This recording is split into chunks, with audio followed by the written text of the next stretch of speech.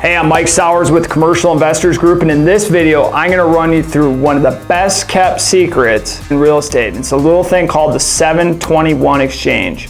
So this is named after Section 721 of the tax code, and it's very similar to the 1031 exchange if you've heard of that. There's a couple of key differences. The 721 exchange allows you to contribute a real piece of property to a fund or an operating partnership in exchange for membership units in that partnership.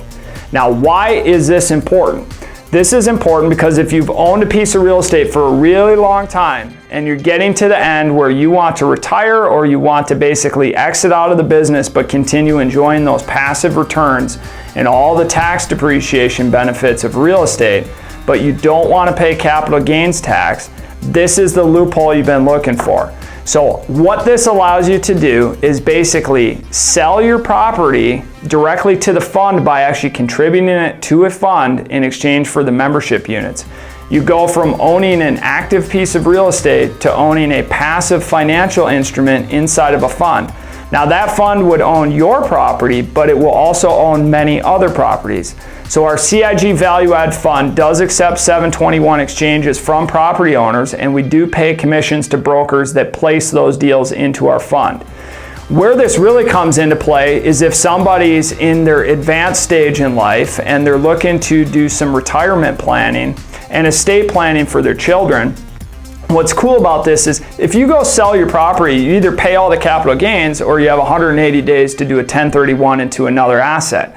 The challenge there is you go from active management headaches to another active management headache. You literally just traded one headache for another. And so what this allows you to do is go from actively managing a property to truly passive ownership in a financial instrument.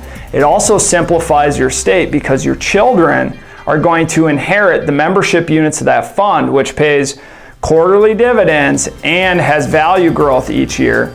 And therefore they can't mess anything up versus them inheriting a property and having to get sucked into the business. Maybe they're remote, maybe they don't want to go into real estate. Most of the property owners that I'm talking to in their 70s, 80s, and 90s all tell me similar stories. And it's, I want to give this to my kids, but I want to make it simple, and maybe they don't want to actively manage it. This is a great way to avoid taxes, get passive returns, really good tax benefits, and your kids get a step up in basis on the membership units the same way they would on the real estate when you go meet your makers. So if you're interested in learning more, I'd be happy to sit down with you. This is not tax or legal advice, so we'll want to get your advisors involved. But this secret is something that when I uncovered it, I knew I had to bring it to you. So here it is from Mike at Commercial Investors Group. Let me know if you want to start a conversation.